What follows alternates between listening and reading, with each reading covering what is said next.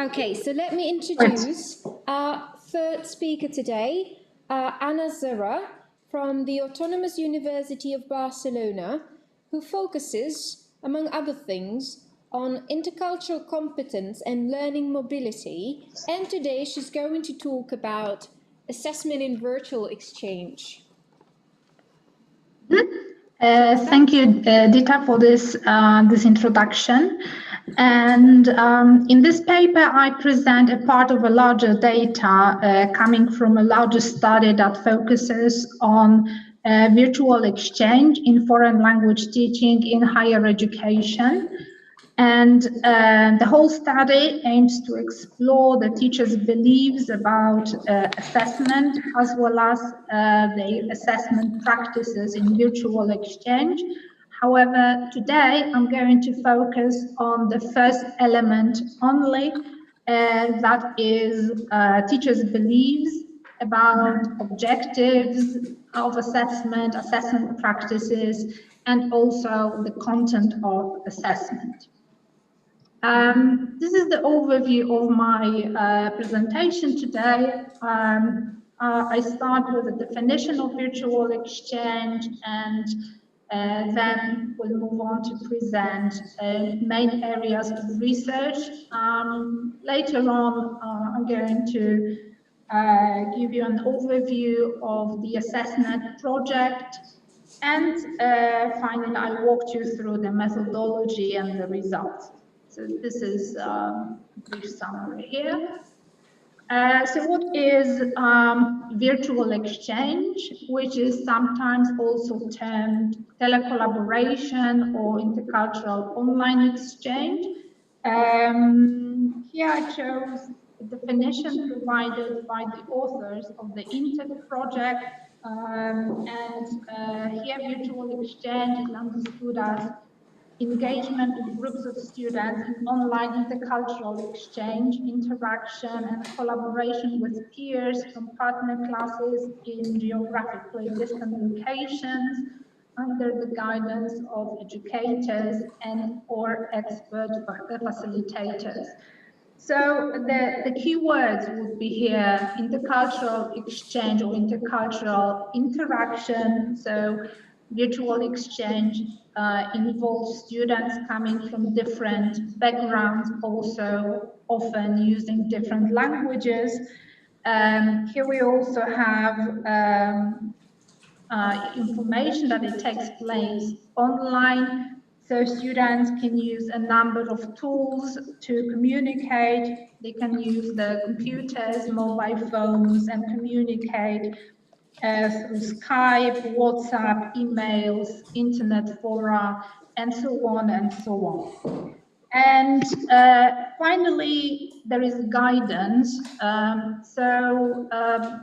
Depending on the setup, the students are asked to carry out different activities.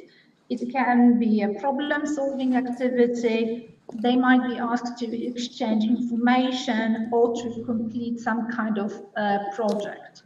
And they are guided on an ongoing basis by the teachers or facilitators. When it comes to research on virtual exchange, there are two main areas of research. That is the impact of such educational programs on language competences and intercultural skills.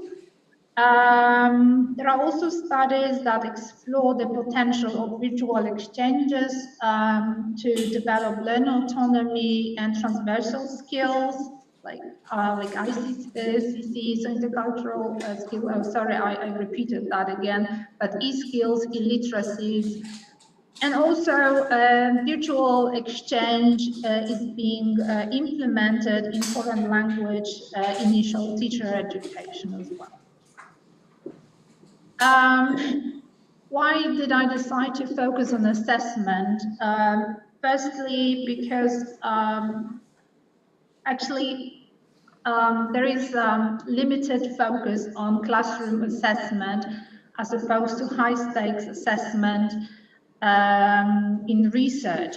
The situation is changing. However, I think we don't know enough about teachers and students' perspectives of classroom assessment. And it's surprising when we think that assessment is perceived as the most difficult aspect of teachers by many teachers.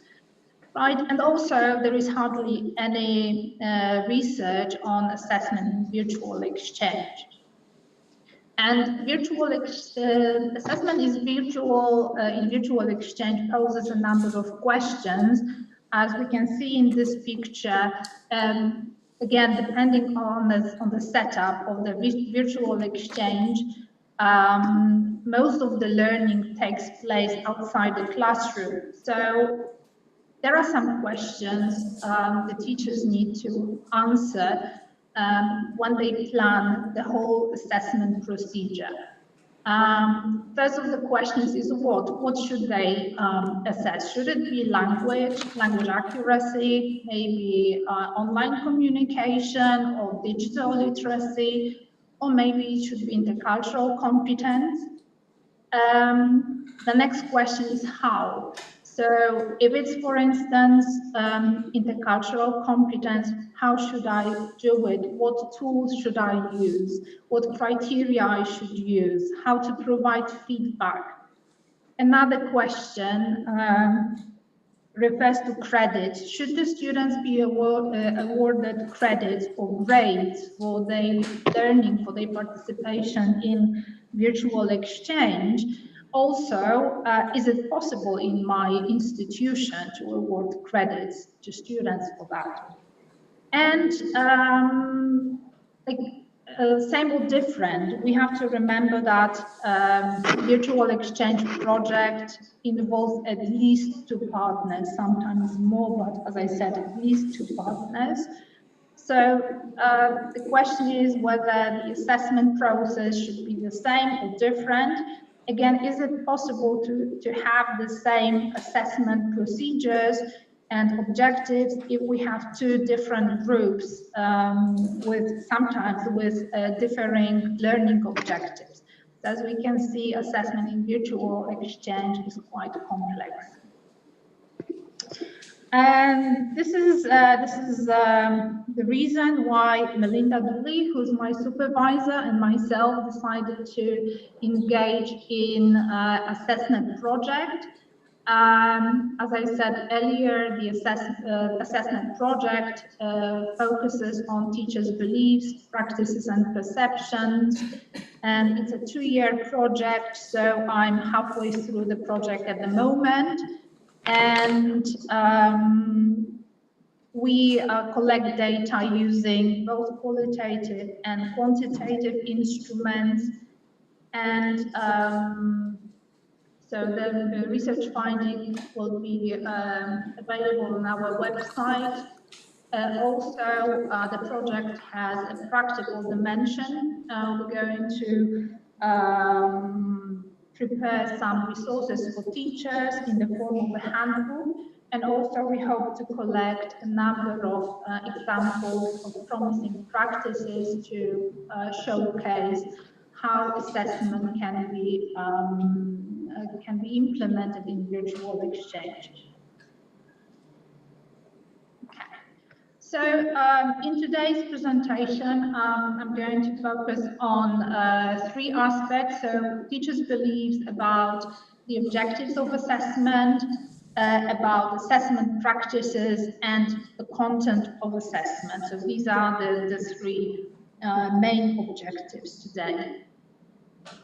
To collect the data, I used an online questionnaire. It was a 5-point Likert scale and a rating scale with an option to leave additional comments. The instrument was available in 4 languages. When it comes to the participants, there were 55 foreign language or second language teachers at tertiary level. They were all experienced in running virtual exchange projects, and as we can see, the majority taught English, Spanish, and German were also popular languages.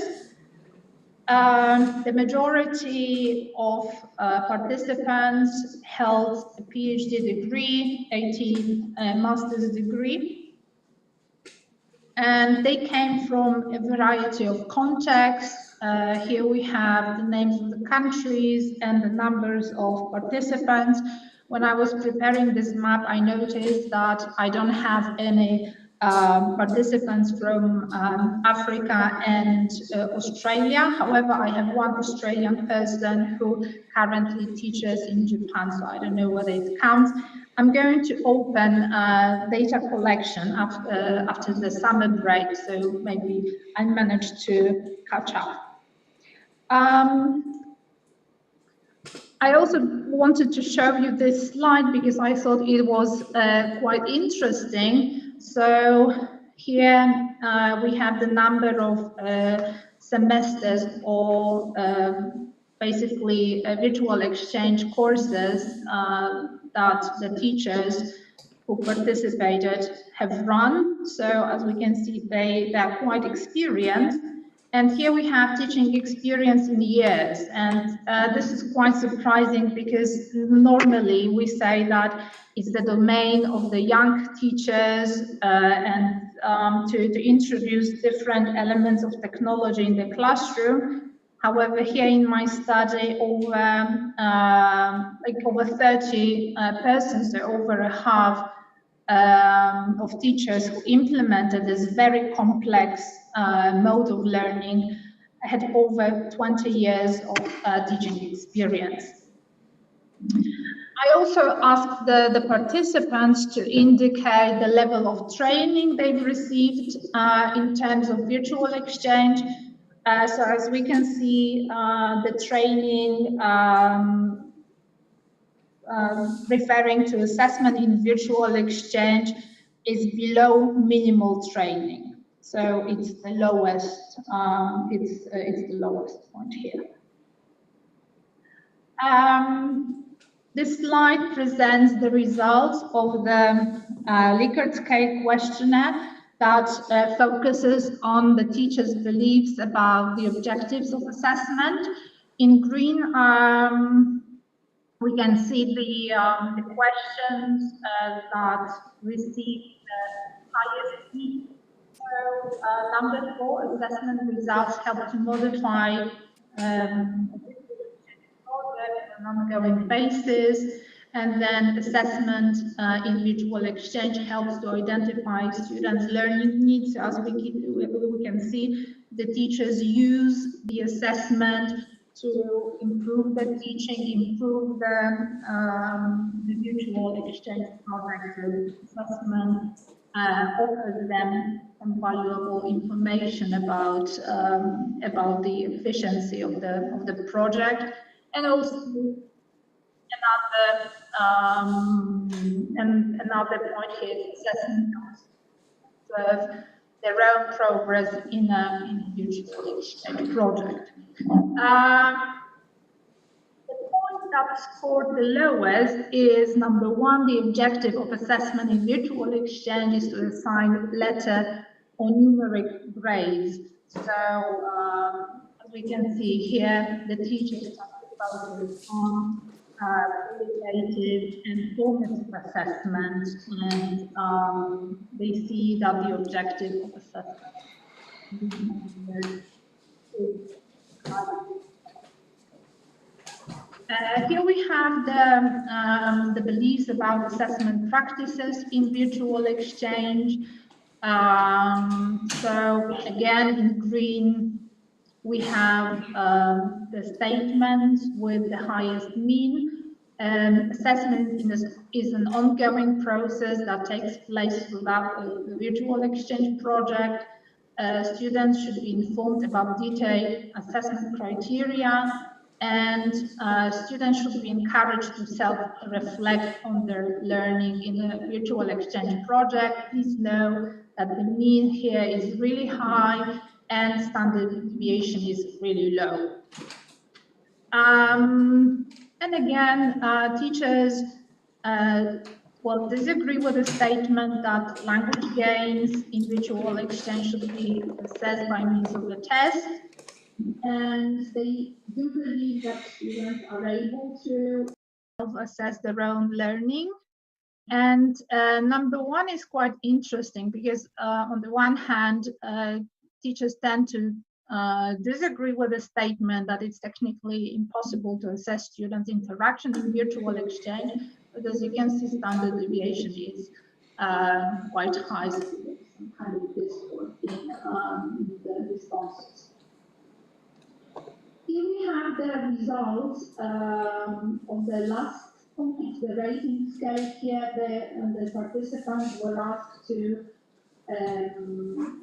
indicate the importance of assessing different aspects of student learning. As we can see here at the bottom, the traditional aspects of assessment in a language classroom, that is linguistic correctness, fluency, are actually less important in a virtual exchange project. What is considered important is collaborative skills, active group work, enthusiasm and engagement, intercultural skills, and effective online communication.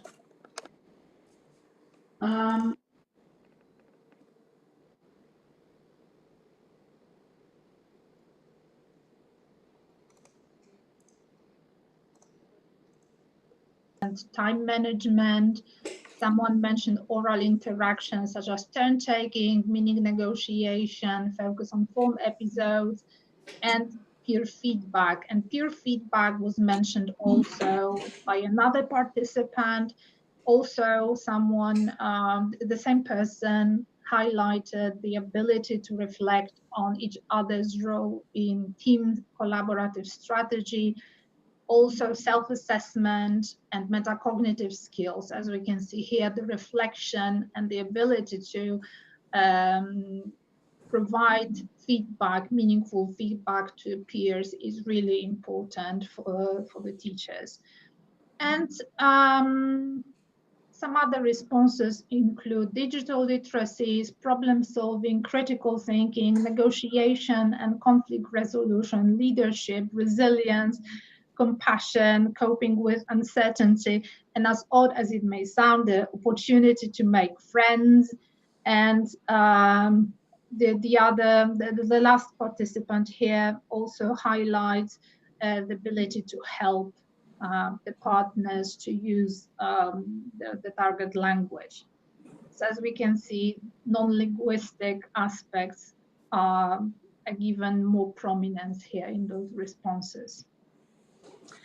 So when it comes to the conclusions, it's clear that the teachers tend to emphasize formative and qualitative assessment objectives and also assessment practices. And these two elements are correlated.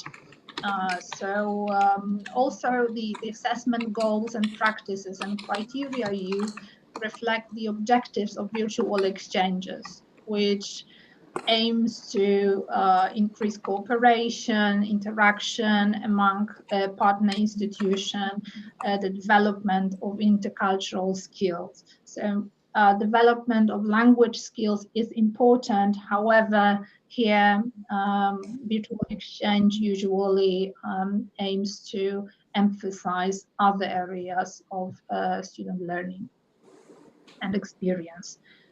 And when I look at the answers, I noticed that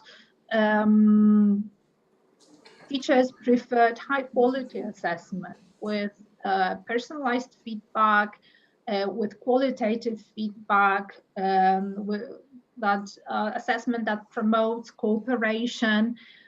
So for me, it's high quality assessment, which is quite opposite to summative assessment we sometimes witness in the language classroom.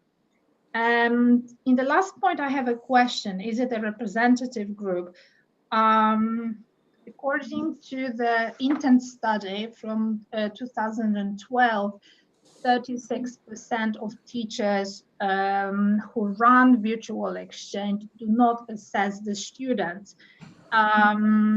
In my study, only 3 persons indicated that although they run such projects, they don't assess students for a number of reasons. So I think that here we have the answers of teachers who are mainly teachers who do assess, who introduce different aspects of assessment. But still, I think that the results are very valuable, and we gain insight into what happens during such project. Here we have the references, and thank you very much. Thank you. Thank you very much. All right. There are no questions in the chat yet, so I'm going to turn to you. Would you like to comment or ask any questions about the survey? All right, maybe I can start with one. I'm not quite sure how extensive or how detailed the survey was. So what I was interested to know were basically 2 things, but I'm not sure the survey actually addressed those issues. So would like to know what types of tasks have been used or are generally used in online collaborative interactions, and also whether students are previously trained in online collaboration tasks before they take exams online, let's say. Maybe if you could comment just based on your experience or based on maybe some comments that you might have read in the survey, like comments from the teachers.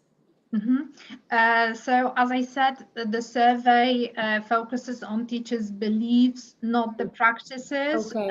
However, the questionnaire was much more extensive than that, and there was a question about practices and tasks as well.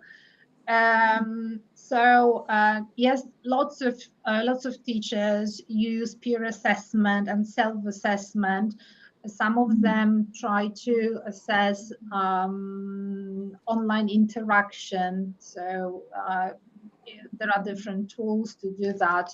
So I would say that the task the teachers use to assess students reflect their beliefs. So it's quite qualitative and formative, and they are assessed on an ongoing basis. Second question, I can't really tell you yet. I've already started conducting interviews with the teachers, so it wasn't focus of the questionnaire. So I hope I will be able to tell you at the end of the project.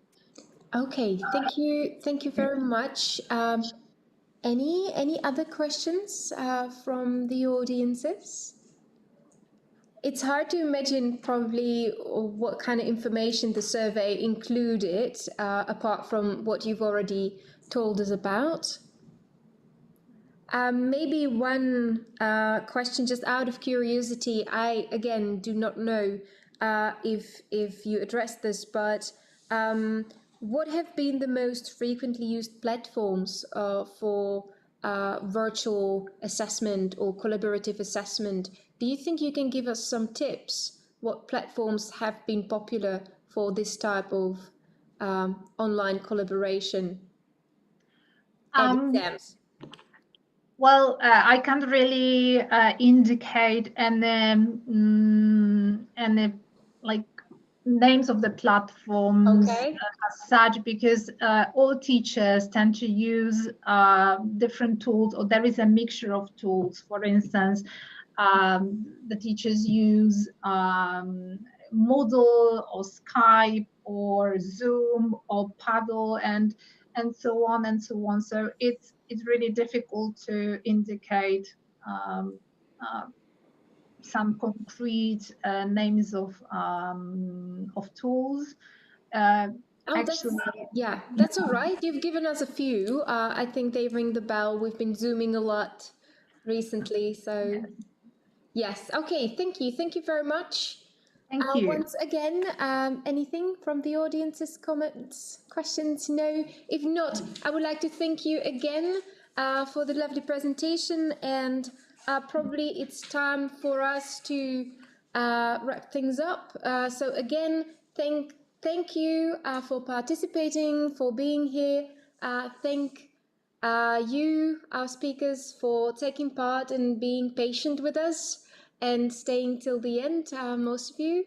And I hope to see you later online, maybe in the chats, or maybe, one day at a conference, maybe somewhere in a different city. Thank you very much. Thank you.